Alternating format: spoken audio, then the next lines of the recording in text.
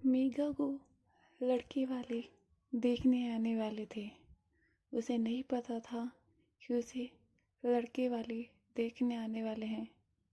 जब उसे पता चला कि उसे गांव से देखने आने वाले हैं तो वह बहुत परेशान थी, क्योंकि मेघा ने कभी सोचा ही नहीं था कि उसे कलकत्ता जैसे शहर में रंग में रंगी लड़की के लिए गांव से रिश्ता आएगा।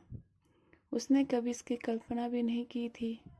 ये रिश्ता मेघा को किसी सजा से कम नहीं लग रहा था। ये रिश्ता उसके लिए उसके मामा जी लेकर आ रहे थे। वह सीधे सीधे मना भी नहीं कर सकती थी। मेघा के मन में क्या चल रहा था वह सिर्फ सुहानी ही समझ रही थी। सुहानी मेघा की माँ थी। मेघा की माँ ने कहा, बेटी तुम परेशान क्यों होती हो?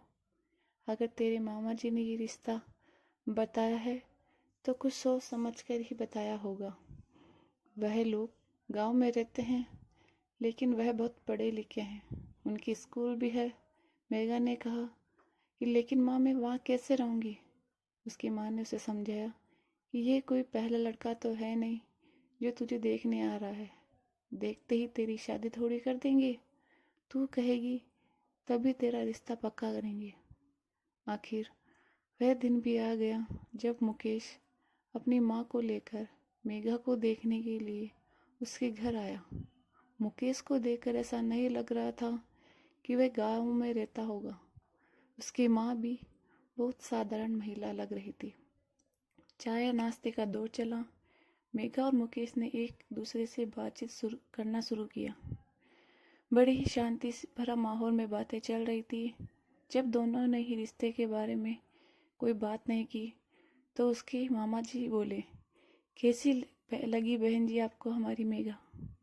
तभी उन्होंने कहा कि ये बात तो हमें मेघा से पूछना चाहिए कि उसे मुकेश कैसा लगा। तब मेघा की माँ ने कहा, हम आपको जल्दी बता देंगे। तभी मुकेश की माँ ने कहा, आप अगर मुकेश और मेघा के रिश्ते को लेकर कोई निर्णय लेते हैं तो मैं चाहूँगी कि आप हमारे गांव आएं और हमारा गांव देखें। मेघा मन ही मन खुश हो रही थी। ये पहले लोग थे जो लेन देन के बजाय मेघा के मन में क्या चल रहा है वह इस बात को समझ रहे थे। मेघा की माँ ने कहा, आपकी पहल अच्छी लगी। रिश्ता जुड़ना तो भाग्य की बात है। आपका गांव, घर, परिवारजनों को करीब से देखने का हमें मौका मिलेगा। मुकेश का परिवार मेघा के मन में अपनी जगह बनाने लगा था। थोड़े दिनों बाद मेघा का परिवार मुकेश के गांव पहुंचा। मुकेश के गांव में भांति भीड़ और ट्रैफिक नहीं, बल्कि खुली बसावट, पर्वत से घिरा आस पास बहती नदी, प्राकृतिक व गांव के परिवेश के रंग में पूरी तरह रंगा किसी हिल स्टेशन से कम नहीं था। महानगरों में ऐसे दृश्य दुर्लभ होते जा रहे थे। मुकेश का स्कूल देखकर तो मेघा चकित रह गई। विशाल भूमि पर बहुमंजिला इमारत, आगे बड़ा ग्राउंड, पीछे गार्डन, बच्चों के खेलने की व्यवस्था, इतना सब कुछ तो वहाँ के स्कूलों में नहीं किया जा सकता। वहाँ से कुछ दूरी पर मुकेश का फार्म हाउस था। उसी में वह रहते थे। जब वहाँ पहुँचे तो मेघा के परिवार के लिए वह दूसरा आश्चर्य था। फार्म हाउस पर बना बंगले नुमा भवन, जिसके आसपास फैली सब्जियाँ, फल फूल के बाग, भवन के पीछे खेत, गाय, ये सब कुछ तो मेघा ने सिर्फ फिल्मों में ही देखा था, जिसे हम बहुत दूर होते जा रहे हैं। वापस आने पर मेघा के पापा बहुत खुश थे। मुकेश का घर परिवार उन पर एक छाप छोड़ गया था।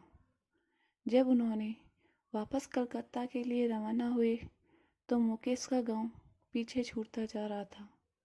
लेकिन वहाँ पर गुजारे कुछ पल बहुत याद आ रहे थे।